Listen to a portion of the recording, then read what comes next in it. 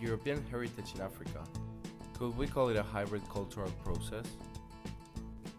European intervention in the 19th century created a before and after in African history. The way it is analyzed nowadays shows that colonization had a major impact in how originary societies lived, whereas it was a radical interruption of their autonomous path and an unfair submission and undervalue of their way of life. It can be argued then that the African modern culture has been shaped by the influence from outsiders. Moreover, it could also be affirmed that it is a result of the clash between European and African values and customs, which led to the current hybrid character of African culture. The Berlin Conference consisted in a meeting between Belgium, Denmark, France, Germany, Italy, the Netherlands, Portugal, Russia, Spain, the United Kingdom, and the United States, as well as now non-existing countries such as the Austro-Hungary Empire and the Ottoman Empire. It was firstly proposed by Portugal and the German Chancellor Otto von Bismarck in order to avoid imminent conflicts between the colonizers, since there were many rivalries between the European powers in different regions. However, to understand the historical relevance of the Berlin Conference, it is convenient to analyze some of the background. It is essential to consider that the colonization period started in the mid-19th century and not after the Berlin Conference itself, as most of us may think. This phenomenon was the so-called European sub-imperialism in Africa, although it was limited to the coastal territories. It was mostly made from British, French, Portuguese and Turkish presence, although Spain and Italy also owned some regions. But what motivated the European powers to start the scramble for Africa? In the first place, the European Great Depression, which lasted from 1873 until 1896, played a major role. Also known as the Panic of 1873 or the Long Depression, it was a crisis fueled by industrial overproduction and over-speculation by bankers, since too much money had been loaned out. Even though it had a worldwide reach, it particularly affected North America and Europe, even though it is believed that the country that took the worst hit was the United Kingdom. Under such negative economical circumstances, African raw materials became more attractive than ever to the European countries. Secondly, in some cases, participation in the Berlin Conference was mainly for prestige reasons, as was the case of France, since the army wanted to recover their military pride and reputation. Italy, on the other hand, was struggling for unification, and the German Second Reich also wanted to join in the race. Last but not least, the race for the conquest of more territories was also aimed to have diplomatic advantages over the other European empires. But how exactly did the European incursion in Africa happen? How did the before and after in African culture begin? The occupation of Africa was progressive and complex, whereas each country had its own techniques of domination. The clearest example is the different method the French and the British empires applied. In the case of the French army, the colonization was direct, meaning that when the local elites resisted, they were removed from power and replaced by a new set of officials brought from the metropole. It had a strong link between the colony and the empire's capital. On the other hand, the British used a more indirect method of colonization. Local rulers were allowed to maintain their positions of authority and status.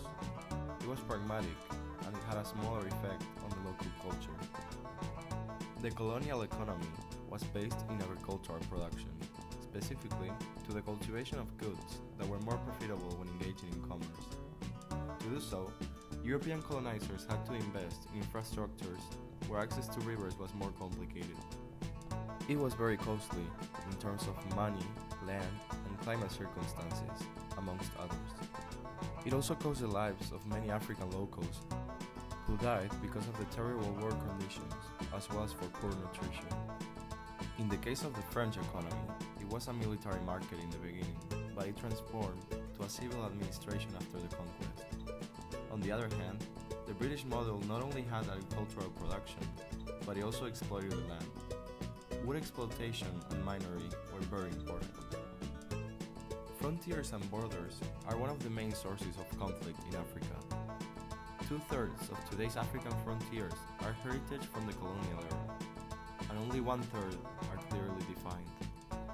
The African Union is developing a program called the African Union Border Program, which aims to define the borders established after the independence of the colonized powers.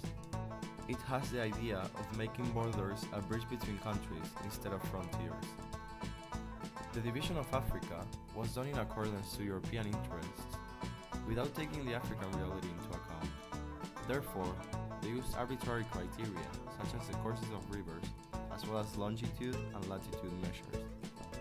The borders were maintained after the independence to avoid confrontation between new states and ensure internal stability.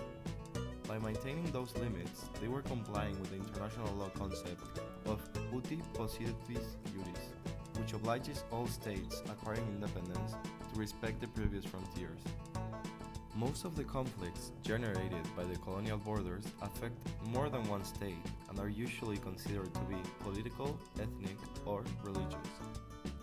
For example, the Tuareg riot of 2012, which was a fight for raw materials in the northern region of Mali, where Tuaregs were claiming the independence of Azawad, which is 65% of Mali's northern territory.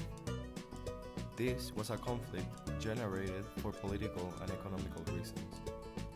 Another example is the civil conflict between 2002 and 2011 in Ivory Coast. Ethnic differences, religious divisions, and political fights for power were the main causes. During this period of internal conflict, the immigrant population was specially punished.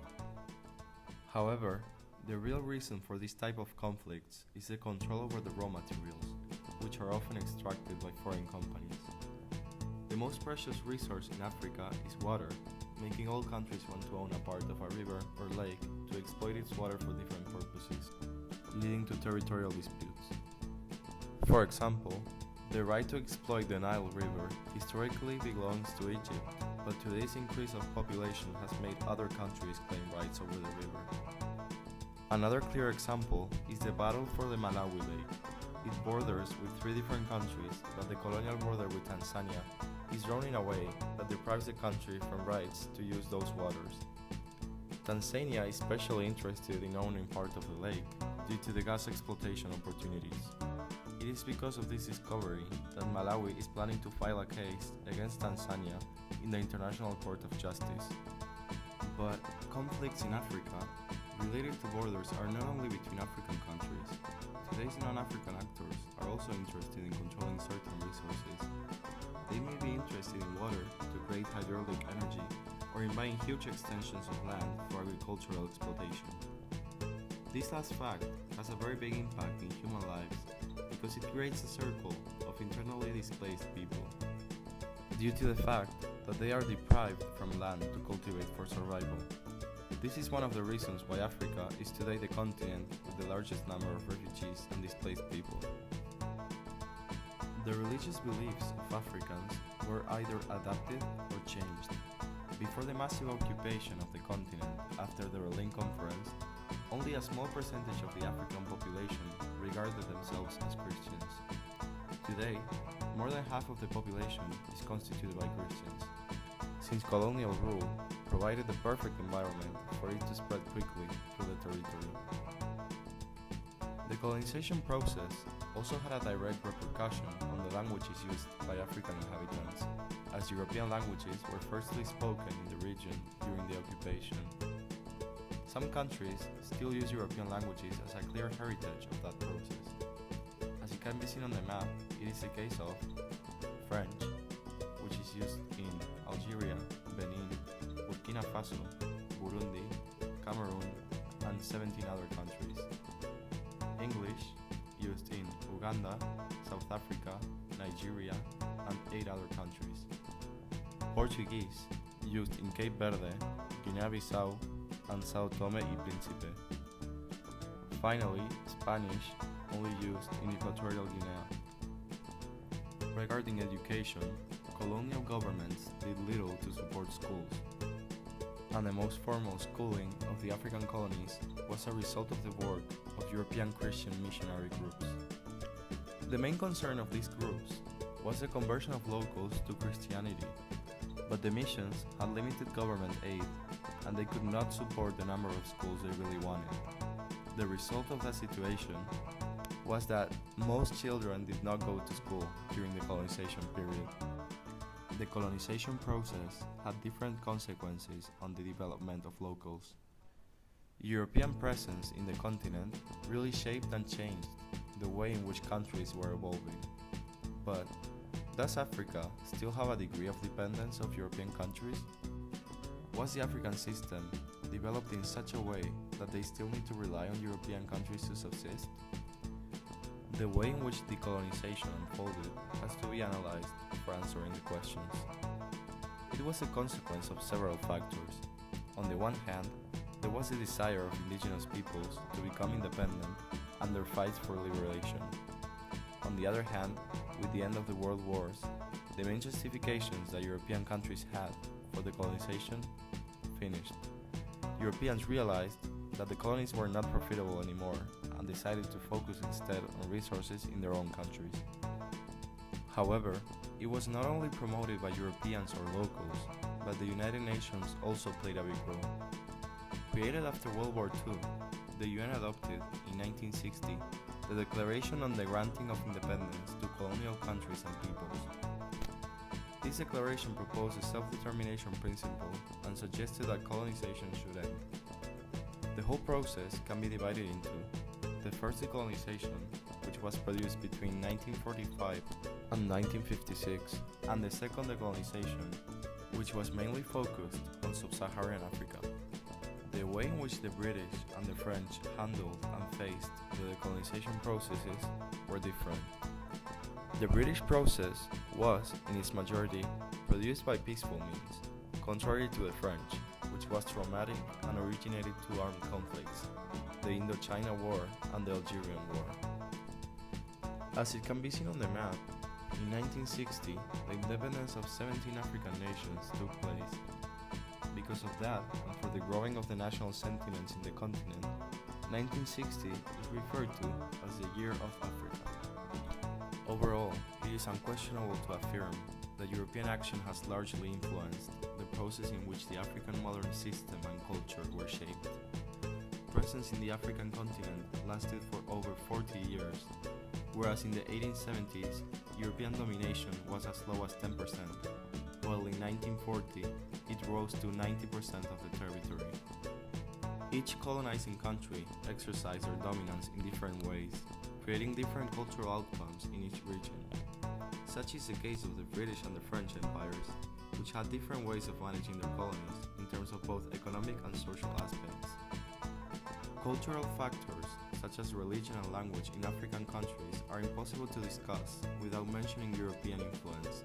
As it has been exposed, languages which are not originally from Africa were widespreadly used both then and now. Regarding religion, even though there was a low percentage of Christian presence in the continent, it is evident that the submission of locals under the European dominance allowed Christianity to impose and overcome those religions which already existed in the occupied territories. Nowadays, we could say that the former colonies have been forced to find a way to merge the original cultural aspects with those brought by the colonizers, which now defines their countries. It is impossible to study how African customs would be if their autonomous course had not been interrupted by outsiders.